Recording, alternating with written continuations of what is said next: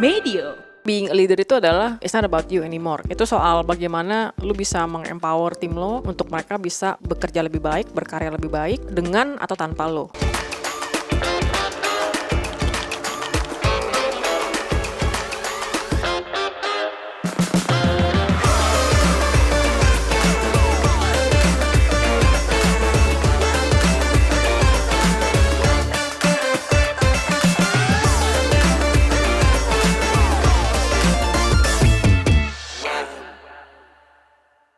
Halo Sobat Medio, kembali bareng aku Alivia Dan aku Sari. di episode Obsesif Letalk. Jadi segmen Letalk akan menggali perspektif para leader tentang kepemimpinan dan juga inovasi.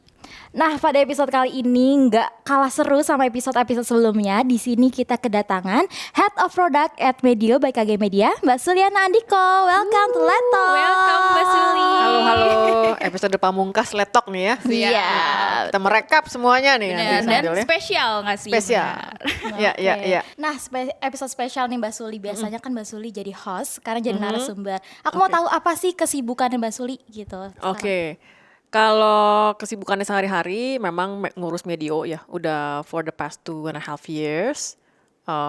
Jadi menaungi sekitar hampir 20-an tim ya, dari berbagai, dari produksi, dari konten, terus kemudian juga dari dari creative productionnya juga. Nah itu semuanya sama tadi dari bisnisnya juga dipegang. Terus kemudian kalau sekarang sih lagi gila gym banget sama lagi les Mandarin. Jadi terus lagi nyoba pilates, jadi lagi nyoba-nyoba banyak hal baru gitu. Jadi ya itu sih kurang lebih. Oke. Berarti kalau perjalanan karir kan Mbak Suli sempat switch karir Oh, dari iya. HR jadi business marketing, itu gimana sih perjalanannya Mbak? Kalau dari HR, ya dulu gue 2009 itu kantor pertama gue di Harian Kompas, sempat hampir 6 tahun di sana ya, jadi HR, terus kemudian pindah menjadi community, terus kemudian megang Kompas Institute, total sempat sekolah juga, break sekolah juga ke Belanda juga waktu kemarin, dapat dari Stunet, alhamdulillah. Itu total hampir 11 tahun di Harian Kompas, dan dari HR itu switch karir, ya sebetulnya itu kayaknya terjadi karena gue pengen achieve more sih. Dari HR kan itu kan human resources ya, terus kemudian jadi human relation, karena ternyata along the way seiring dengan perjalanan karir gue itu nggak pernah lepas dari namanya hubungan sama orang gitu. Cuman in a larger scale aja dan in a larger impact menurut gue gitu. Nah itu yang sebetulnya it's not an easy decision, tapi I think decision yang nggak easy itulah yang akhirnya membentuk siapa diri lo sih gitu. Terus belajar ya. Terus Ya, belajar. sih. Terus tadi kan Mbak Suli juga mention itu pilihan yang nggak mudah kan. Iya. Terus pastinya dalam memutuskan buat switch career itu pasti muncul curiosity Iya. dari Mbak Suli kan. Nah gimana sih cara Mbak Suli ngebangun curiosity itu buat mempelajari hal baru dalam konteks pengalaman Mbak Suli yang di masa Iya. lalu itu sama belajar dari tim member sekarang yang udah jadi leader Medio. Oke. Nah kalau curiosity awalnya itu memang kalau gue refleksi balik gitu ya, gue selalu ada mentor yang gue look up to gitu. Jadi gue selalu intens ngobrol sama dia, terus gue tanya challenge lo apa yang lagi lo obstacles, dan gue bisa nggak bantu dia gitu. Jadi gue bisa nggak managing dia. Oke, dia butuh A B C D E ya, kemudian gue riset, gue cari jawabannya buat dia gitu, dan satisfying enough nggak, feedbacknya gimana. Jadi gue selalu jadi orang yang bertanya gitu. Menurut lo gimana Mbak? Menurut lo gimana Mas? Dengan apa yang gue kasih kira-kira ini memenuhi ekspektasi lo apa enggak? Is it what you want or not gitu? Kalau kurang ada di mana? Kalau kelebihan perlu ditondan di mana? Gitu. Karena kadang-kadang kalau sebagai team member gitu ya, kita tuh buat hal itu pengennya idealis gitu. Nah sementara leaders dan mentor itu kan dia kan tugasnya menjaga apakah itu executable apa enggak di dalam perusahaan. Jadi you can think out of the box, but you always gonna execute it inside the box. Nah itu yang execute it inside the box itu yang kemudian dikasih oleh si mentor inilah guidance-nya gitu. Nah kalau misalnya dalam empower tim di Medio, sebetulnya curiosity itu ternyata bukan hal yang mudah dan ada di setiap orang secara natural. Karena mungkin ya for any reason gitu ya. Ada yang memang tim kita yang gue temui selama kita megang Medio itu ya memang ada yang basisnya memang curious banget kelihatan, dan itu bisa kelihatannya tuh bukan ngobrol sama formal, tapi ngobrolnya pada saat makan siang, ngobrol pada saat santai, pada saat kita lagi jalan-jalan misalnya gitu. Nah itu kelihatan tuh, oh ternyata dia punya interest yang tinggi ya, oh ternyata dia observan yang detail ya, oh ternyata there's something beyond dari apa yang dia kerjain ya gitu. Dan itu sebagian besar itu ketahuannya tuh pada saat nggak lagi dalam konteksnya di kantor. Dan melatihnya sebetulnya memang harus banyak ngobrol dan anaknya harus mau dulu gitu. Kalau anaknya udah nggak mau, ternyata there's nothing gonna move them untuk mau maju kalau dari dianya sendiri udah nggak mau. Ternyata tuh berat. Jadi kalau dibilang achievement leader tuh apa sih, kalau kita udah wawancara sekitar hampir 50 leader ya. Achievement terbesar leader tuh adalah creating another leader. Tapi mereka lupa yang kita mau create itu juga orangnya harus mau. Karena ada aja orang yang akhirnya gue menemukan beberapa Gen Z nih ya, bukan stigma ya, tapi ini yang gue temuin ya. Memang akhirnya ada yang begitu kita percaya dia dapat bisa ngelakuin hal lebih, dia nggak mau, gitu. Jadi dia mundur, gitu. Jadi mundurnya itu bukan karena dia nggak bisa, mundurnya karena dia nggak pengen mencoba, dia nggak percaya diri bahwa dia itu ternyata bisa loh.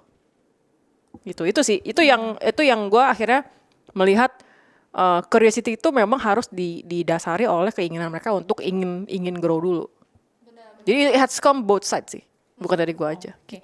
Jadi emang kalau ngebangun curiosity itu emang pertama komunikasi kunci banget ya Mbak, sama yang kedua emang dari dirinya sendiri Iya. mau belajar. Kemauan. Betul. Benar, karena percuma nggak sih kalau ada fasilitas tapi nggak digunain semaksimal mungkin. Benar. Dan ini gue harus note ya, ini nggak ada hubungannya sama IPK ya. Lu mau IPK lu 3,9, 3,8, gue udah nggak lihat lagi. Karena udah nggak matters buat gue. Ya, benar-benar. Gitu, bisa jadi IPK yang anaknya biasa-biasa aja yang 3 gitu ya, atau 2,8 tipis-tipis gitu, ya dia punya grade yang lebih baik. Misalnya. Curiosity, mau belajar, kemauan. Iya, karena dia IPK-nya 2,8 karena dia sibuk di organisasi. Iya, Misalnya gitu kan. betul. Itu harus ada balance gitu saat lu melihat mereka gitu. Oke, selama perjalanan karir Mbak Suli udah jadi HR, sekarang product of Medio, apa sih tantangan terbesar yang pernah Mbak Suli hadapi? Gimana cara handle-nya gitu? Tantangan terbesar mungkin pada saat harus memegang role sebagai sales juga. Karena kompetensi gue tuh gue bangun itu nggak di sales gitu. Tapi gue bisa berkontribusi pada sales pada saat itu memang melibatkan concepting, ideas, iterasi produk. Nah itu gue bisa. Jadi kayak semacam kayak kalau ada mentor yang sales gitu, atau ada atasan yang memang dia harus sales, nah gue bisa tuh mencoba untuk membantu dia untuk supaya proposalnya goal misalnya. Nah itu mungkin yang perlu gue pelajarin dan itu cukup sulit gitu. Cuman ternyata along the way pas gue nyusun portfolio gue gitu ya, gue lihat lagi, gue refleksiin lagi, ternyata sebenarnya gue irisan sama sales tuh banyak juga ya gitu. Jadi itu memang harus di aware lebih sensitif lagi di kitanya gitu. Apakah memang kita nggak bisa atau memang kita tadinya nggak mau gitu. Nah itu juga masih struggle gitu, karena ternyata itu tidak mudah untuk switch role yang itu gitu, karena udah biasanya konsep event ngurusin orang gitu, tiba-tiba ke sales, itu gue rasa tantangan terbesar yang harus gue pelajarin terus, bikin paket, bikin marketing plan, itu penghitungannya seperti apa. Nah itu semua belajar lagi di Medio ini gitu. Jadi sebenarnya pada saat diberi kepercayaan memegang Medio itu sangat mengelevate diri gue banget sih, terlepas dari gagal apa enggaknya bisnis ini gitu ya. Sangat mengelevate gue dari sisi gue bener-bener harus nyaman sama ketidaknyamanan. Jadi itu saran pertama yang gue inget dari atasan gue dulu ya, orangnya udah resign. When you accept this role, that you have to be comfortable with the uncomfortable gitu, because you will face the uncomfortable every day, dan mungkin lo akan menghadapi itu sendirian most of the time, which is true. Gitu. Jadi itu yang mungkin tantangannya ya, kadang-kadang gue merasa kesulitan tapi gue nggak bisa cerita sama orang lain. Gitu. Itu sih, itu paling yang lumayan. Oke, kan juga sekarang kan juga penuh dinamika banget nggak sih Mbak dunia kerja, jadi kita harus siap sama semua tantangan itu nggak sih?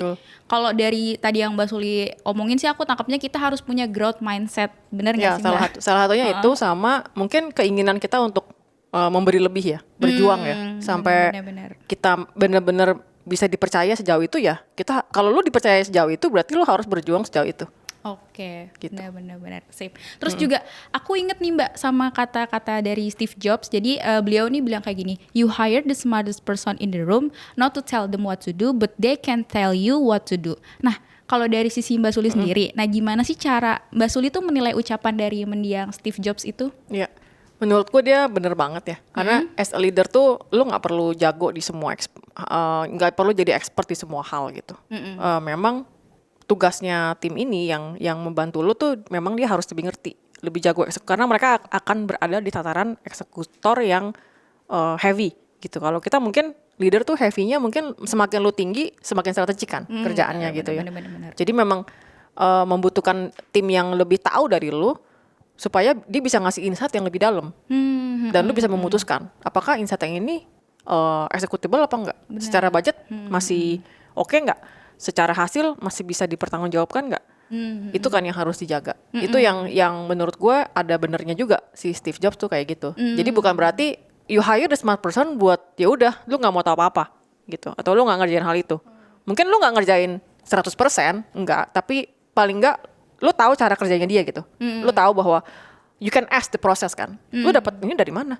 Dapat pertimbangannya apa waktu mau nulis ini misalnya dalam hal Alivia content writer gitu. Lu nulis ini waktu itu dapat dari mana? Risetnya gimana? Kan kita pernah tuh ya riset content analysis ya. Pernah. Aku sempat brief gitu ya. Oh, lu harus lihat dari episode ini, episode lu mapping dulu gimana segala macam. Terus ya kita mantau prosesnya dia benar enggak ngelakuin ini. Elaborasi ke hasilnya dia ada proses yang questionable apa enggak? Nah itu yang kita pantau tuh prosesnya. Benar-benar. Gitu sih. Benar. Jadi kan tadi seperti yang Mbak Suli juga tadi udah ngomong kan kadang-kadang tuh kalau masih jadi team member itu kan pikirnya masih idealis ya. Dan di sini tugas leader tuh buat ngarahin dia biar lebih realistis gitu nggak sih? Betul banget. Itu kesimpulan yang baik. Iya. Oke. Alright. Oke, dalam sebuah tim butuh kolaborasi dong Mbak. Jadi gimana sih upaya Mbak Suli untuk mendorong nih biar gimana kolaborasi yang baik di dalam tim gitu Mbak? Dari hal simple kita kita bekerja semua di Slack ya.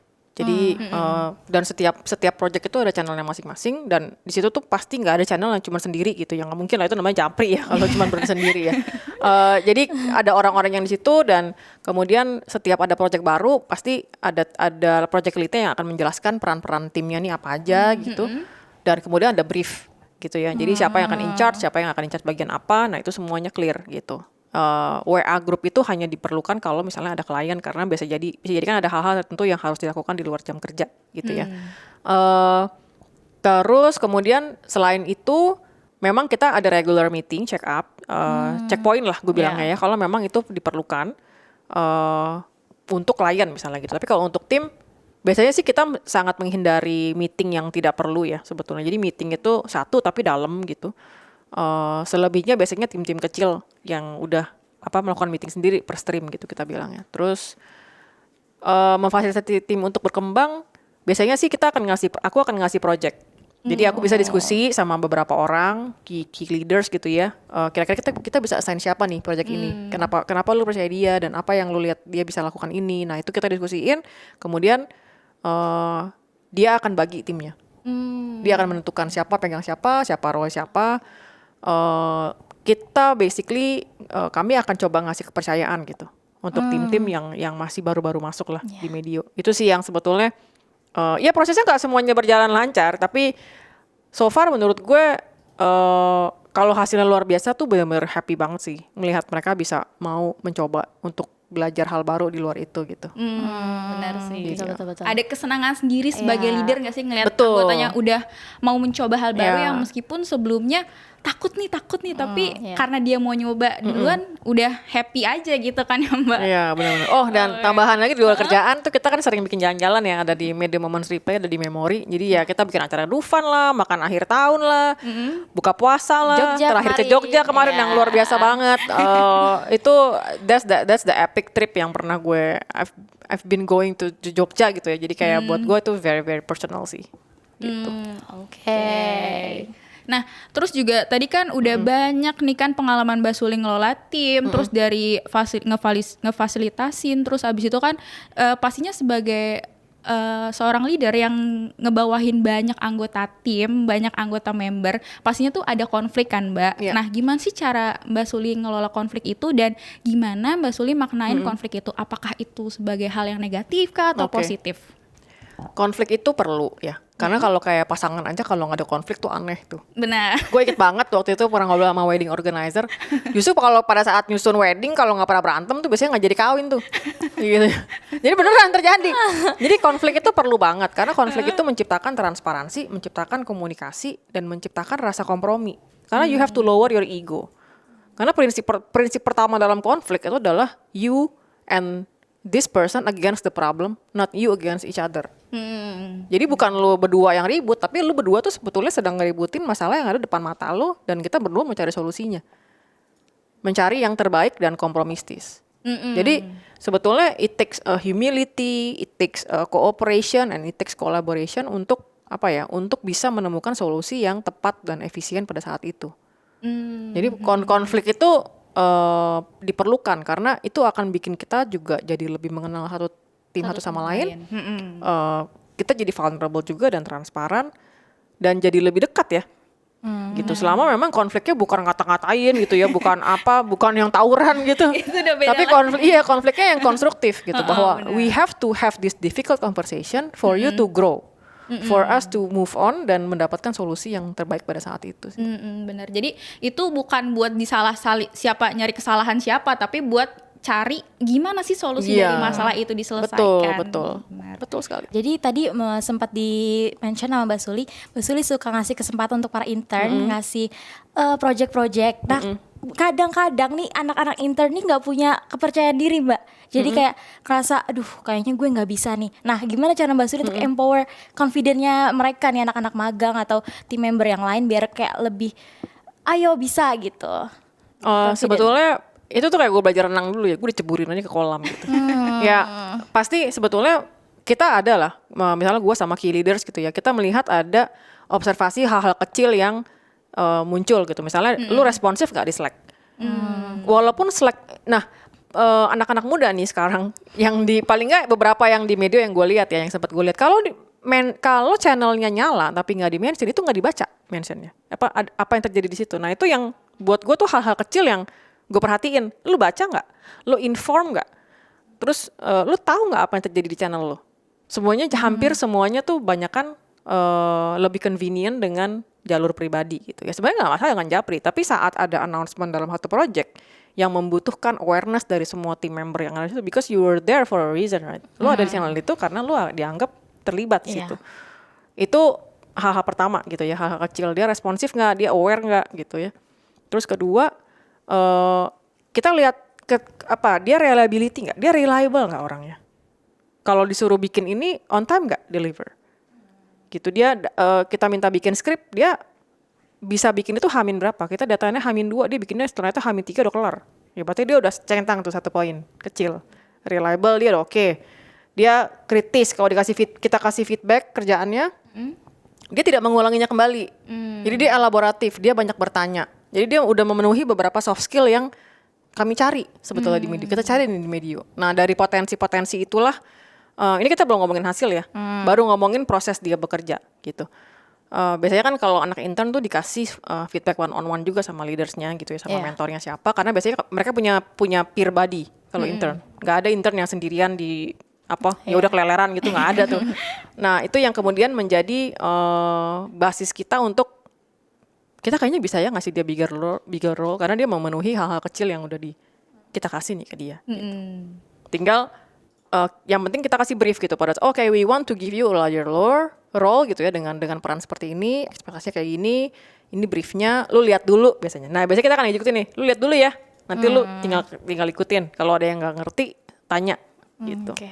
Jadi yang dilihat sebenarnya keaktifannya ya, kayak mereka mau nggak sih sebenarnya, reliable nggak sih lu dulu? Gitu. Benar-benar ya. Itu hal kecil ya, kadang-kadang kita nggak minta soalnya. Kita nggak minta, tapi itu gue observan sekali orangnya. Gue bisa tahu nih, misalnya kita punya diskusi, gue sama Ellen, sama Risti, sama Dava, itu diskusi. Ini anaknya reliable ya ternyata ya, anaknya ternyata ini segala macam. Gue soal mereka mengkonfirm apa yang gue observasi gitu. Oh ya berarti benar gitu. Oke, jadi ada diskusi juga para leads, keaktifannya itu yang paling pertama. Karena memutuskan siapa yang akan memegang role siapa tuh kami semua gitu. Oke.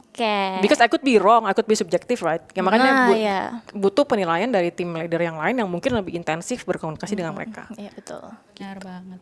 Terus juga kan kalau dilihat-lihat nih ya Mbak, tadi kan ada singgungan sama internnya lumayan tinggi juga, dan sementara Medio ini kan 99%-nya mayoritas tuh Gen Z ya bisa dibilang ya. Tapi Gen Z ini punya banyak stigma negatif kalau kita lihat di media sosial kan. Nah, aku pengen tahu sih kalau dari sisi Mbak Suli nih ngelihat kerja sama mereka, terus kerja bareng mereka, ada nggak sih pandangan atau insight menarik yang Mbak Suli dapetin? Iya, sebenarnya kalau dari yang dari 99% yang pernah kerja for the past 2.5 years tuh sebenarnya lebih banyak positifnya sih. Oh, oke. I think like they're very creative gitu. Karena kalau gue disuruh jadi talent TikTok mungkin gue juga kayak ayu gitu ya, nggak bingung-bingung juga gitu ya.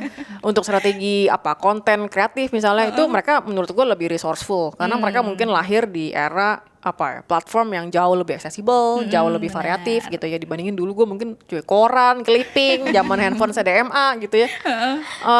Dan menurut gue mereka apa ya most of yang gue temuin sebetulnya sangat apa ya sangat berkontribusi sama perkembangan media gitu dan sangat mau mencoba. Kita kemarin bikin event Temu Suci gitu ya. Mungkin Dava yang tadinya YouTube lead gitu tiba-tiba harus bikin event gitu. I know it's gonna be hard for them. Tapi dia mau mencoba. Semua kita mau mencoba terlepas dari hasilnya gitu ya. Tapi pengalaman itulah yang akan mendewasakan kita untuk bisa mengambil role yang lebih tinggi. Sebetulnya itu sih. Jadi buat gue sih sebenarnya stigma negatif itu ya menurut gue generasi gue juga part of the problem lah gitu. Iya, Itu nggak bisa dan menurut gue negatif itu juga harus dilihat Apa karena penyebabnya? iya penyebabnya sih karena ini kan kita ngomongin orang ya dan itu kan ngomongin generation kita nggak mungkin bisa bilang bahwa satu stigma itu mewakili setiap individu di Gen Z gitu dan orang itu kan selalu ada abu-abunya. Jadi if they're negative ya of course gue ketemu kok yang mungkin satu hilang-hilangan gitu ya karena kan kita WFH-nya lumayan sering ya hilang-hilangan terus kerjaan nggak kelar dikelarin berantakan ada sih yang bad apples gitu tapi bukan berarti gue akan bakar semua pohonnya bahwa kayak bilang oh semua apple Gen Z ini jelek gitu kan nggak mungkin gitu kan jadi ya paling kalau dia jelek ya kita copot aja kita petik aja apel kita buang gitu. Mungkin harus tahu cara ngelitnya kali ya Gen Z kayak. Betul. Iya, Karena Iya, benar.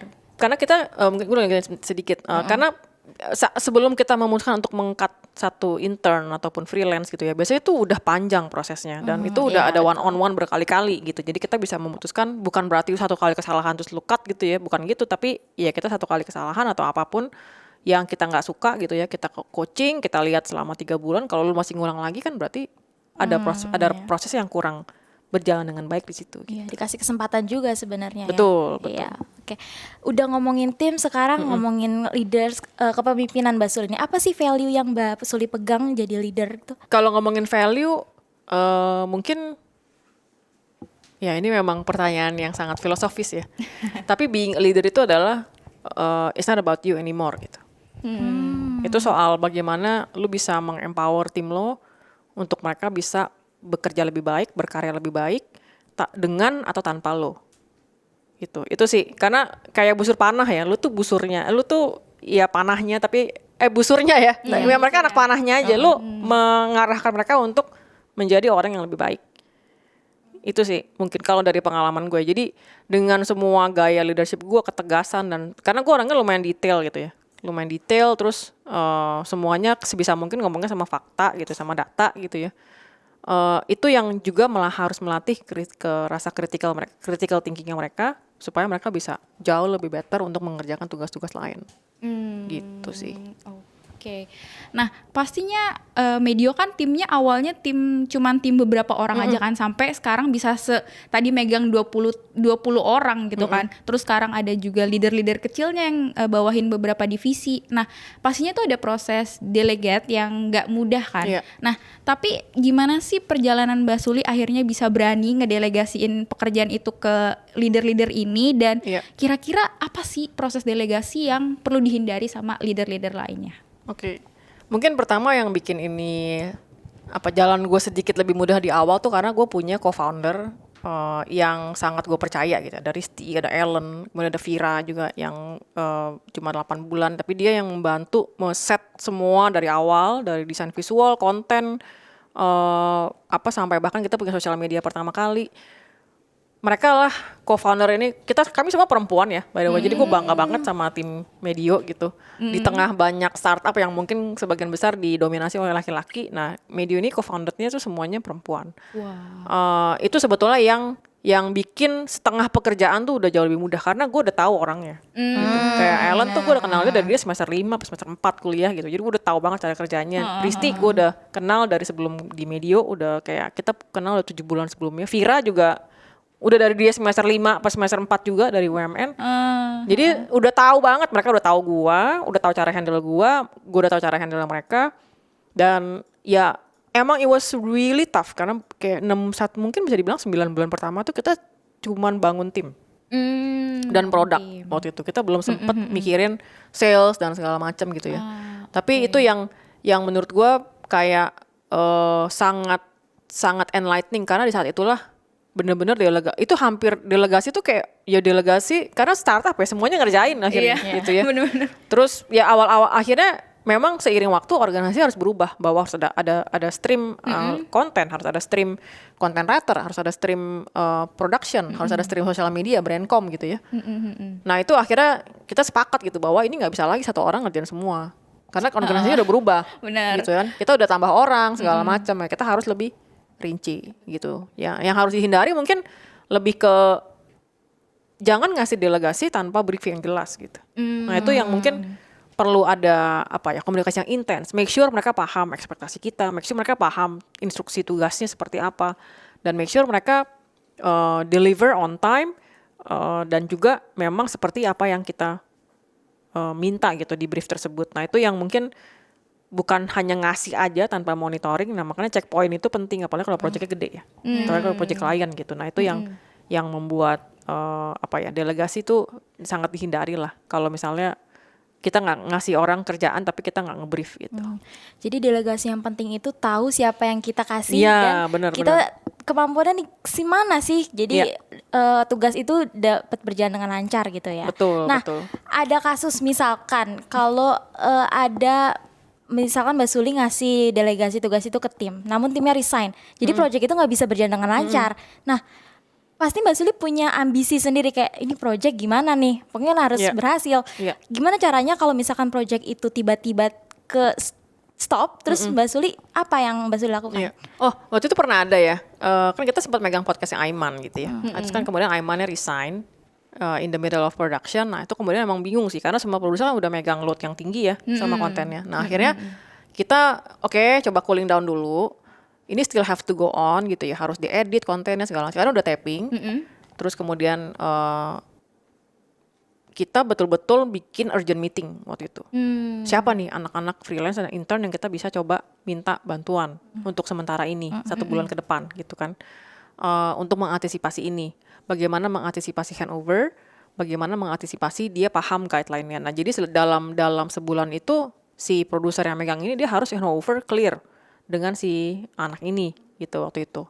Dan alhamdulillah sih lancar-lancar aja sih karena yang penting kita make sure bahwa si anak yang akan mengerjakan ini dia bisa paham gitu tugasnya karena dia pasti akan ditemenin sementara kita akan mencari orang lain nih untuk sambil mencari orang lain untuk membackup kerjaan utamanya nanti gitu loh. Jadi balik lagi delegasi siapa yang mendelegasi? Iya, dan kita ngerembuk nih siapa nih yang akan kira-kira kita bisa percayakan dia untuk megang ini. Brief juga yang brief jelas, juga dan brief yang clear.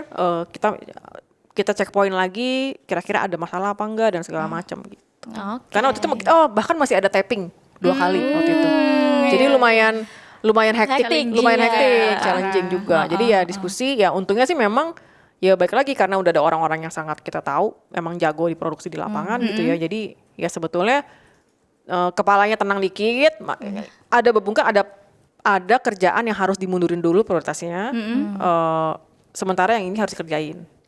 Jadi kita harus kompromi juga sama deadline yang lain. Yang kalau misalnya ternyata kontennya operasional ya mungkin itu bisa dimundurin dikit, dikurangin dulu deh. Kita coba handle ini dulu for the temporary gitu. Oke, jadi kalau misalnya ada kasus urgent kayak gitu emang kita pilih yang paling prioritas dulu ya, mana yang harus didahulukan. Betul. Karena kita nggak mungkin tayangin kontennya pada saat dia udah resign kan. Itu kan akan jadi kan dia kan prosesnya kalau nggak salah 2 bulan waktu itu 2 months notice. Ya, jadi kita waktu itu tayangin pada saat dia masih menjadi karyawan. Oke.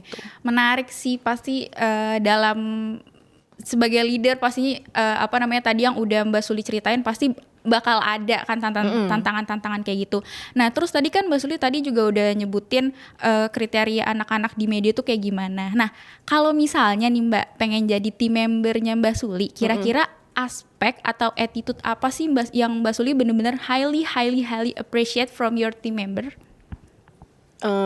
Gue sering banget tuh bilang di anak-anak media kompetensi paling mahal tuh inisiatif. Inisiatif tuh kayak akan akan bikin lu tuh go along the way gitu. Inisiatif lu berkomunikasi, bertanya, inisiatif lo untuk menggali lebih dari apa yang diminta, itu kayak nggak pernah salah gitu. Inisiatif lo untuk mengkomunikasikan hal sebelum problem gitu ya, sebelum kita semua tuh pusing gitu. Oke. Itu yang paling penting sih, traits. Kemudian kedua itu integritas ya. Ya as vague as it sounds, tapi lebih ke mungkin integritas wujudnya itu adalah reliability. Lu reliable gak? Kalau di WA urgent malam gitu, lu balasnya cepet gak? Kalau tim lu lagi butuh bantuan, lu ada gak? Ataukah tim member lu komplain soal lu gitu. Terus kemudian itu yang reliability sih mungkin yang bisa dibilang. Responsif gak? Saat kita lagi ada masalah urgent banget, mendesak, lu bisa dicari gak? Itu buat gue yang penting, sama curiosity sih. Curiosity. Jadi inisiatif itu sebetulnya cabangnya banyak. Inisiatif untuk mencari tahu, inisiatif untuk mengantisipasi, inisiatif untuk membantu sebelum ditanya. Itu tuh hal-hal yang mahal banget, dan itu tuh nggak diajarin di kampus, nggak ada nilainya di IPK itu. Lu kalau lihat IPK ya nggak ada nilainya kan gitu. Jadi for me it's like itu akan bener-bener akan bikin lo berjalan jauh dibandingin tim lo yang mungkin biasa-biasa aja, yang mau ngerjain kalau disuruh doang, kalau nggak ditanya ya udah, disuruh bikin report kalau nggak ditanya ya udah lupa gitu kan. Nah itu hal-hal kecil yang akan menghambat sih. Oke, jadi inisiatif kuncinya ya Mbak ya. Inisiatif. Benar, dan hindari asumsi tadi Oh ya iya, kan biasanya kan bener. kenapa orang udah nggak mau inisiatif dulu karena mikir menurut gua kayak gini-gini, padahal kan sebenarnya enggak. Kuncinya nanya dulu. Nanya nggak sih? dulu, iya benar. Karena kalau enggak lo jadi OVT katanya. Overthinking. Gitu. Jadi don't dwell on the overthinking, karena kerjaan itu kerjaan. Yang kita cari tuh solusinya. Benar, dan harus di make sure Dan ya harus Mbak. harus di make sure. Dikerjain dulu aja. Dikerjain dulu, kalau misalnya nggak clear tanya, Iya. nggak perlu hal yang clarify tanya gitu. Oke. Jangan malu bertanya. Malu bertanya tuh sungguh sesat di jalan. Sesat di Susah jalan. di jalan. Sesat di jalan. Berarti lebih baik over communication daripada diem-diem Iya, aja. Tapi itu gue setuju banget. Iya, Tapi salah. tapi salah. Gak kerasa ya udah hampir 40 menit kita Seru banget, ngomongin. banyak insight yang menarik juga. Iya, Iya. oke. Thank you. Sip, jangan lupa buat Sobat Obsesif untuk follow dan subscribe podcast Obsesif di Tip Tip, Noise, dan Spotify untuk insight-insight menarik para leader di berbagai industri. Terima kasih Mbak Suli. Terima atas kasih waktunya. banyak, Mbak Suli. Thank you buat Sobat Medio ya. Ini mungkin episode Lettalk yang quite emotional. Tapi semoga semua yang nonton selama ini ngikutin Medio, ngikutin Lettalk ini dan juga podcast-podcast Medio lainnya, feel inspired, bisa belajar banyak. Dan kita ada wawancara sekitar hampir 50 leaders, C-level, senior managers maupun founders. Silahkan dicek aja di YouTube sebelumnya, di video-video sebelumnya, di Tip-Tip, di Noise, dan juga di YouTube. Jangan lupa cek guys. Jangan lupa cek. Oke. Benar. Oke, see you on next episode. Dadah. See you, bye.